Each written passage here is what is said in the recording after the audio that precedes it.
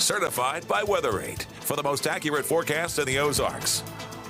Well, if you've been outside, you probably heard the wind rustling through the leaves, or maybe you hear that wind chime out on your patio. The winds continue to be breezy tonight. We're seeing a little bit of a shimmy on our tower cam thanks to those winds blowing our tower a little bit. Our tower camera is sitting at about 200 feet off the surface. 50 degrees right now. Winds out of the south-southeast at 17. Those are sustained winds. We've had gusts approaching 30 miles per hour, and the winds aren't going to die down overnight tonight.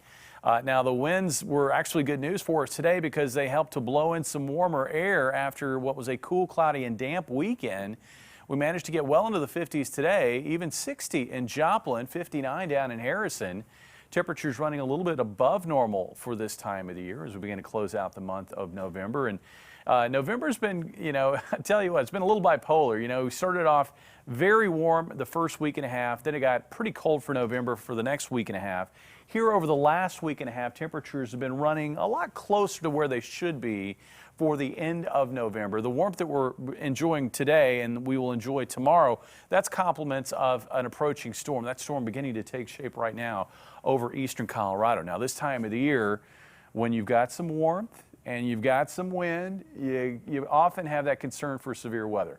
And we are going to find severe weather in the region. It looks like the potential for a severe weather outbreak in parts of Louisiana, Arkansas, and Mississippi. But that should stay to our southeast. That said, there will be a narrow window where we could have a little bit of strong to severe thunderstorm activity try to fire up, say after mid-afternoon tomorrow through early evening tomorrow, and that would impact areas from about Eminence to Mountain Home and east. But I think with the setup the way it is, I think the greater chances for severe weather will be to our east and southeast. I think these storms, they're going to try to develop, but they're going to be maturing as they're exiting our area. So I think that really cuts down on the overall severe weather risk out of this storm system.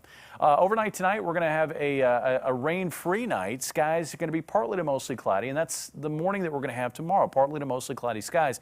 Clouds that will thin out some after lunchtime or by lunchtime.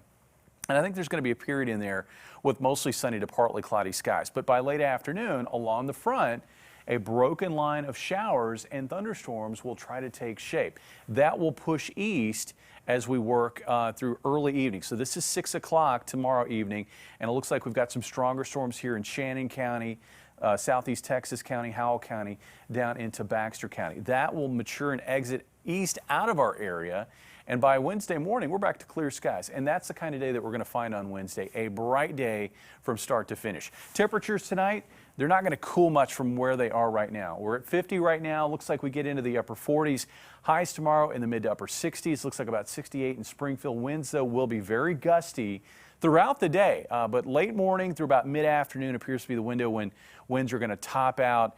And we'll see our strongest wind gusts. And I think here in Springfield, we're probably going to have wind gusts up around 40 miles per hour tomorrow.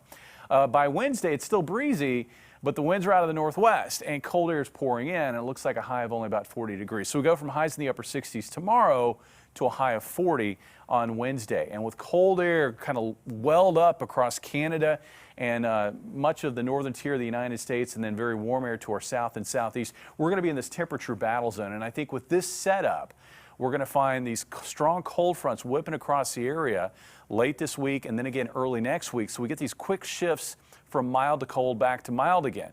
Also, I think we're going to find additional episodes of windy weather, and there are going to be some episodes of rain and thunder in there as well. I think the next chance for showers will be Friday night, and then a bigger, more widespread round of rain Sunday into Monday. That could come with some thunder on Monday, and you can see how temperatures, they cool off, they warm up, they cool off, and then they warm up again early next week. Bailey? All right, thanks, Jamie.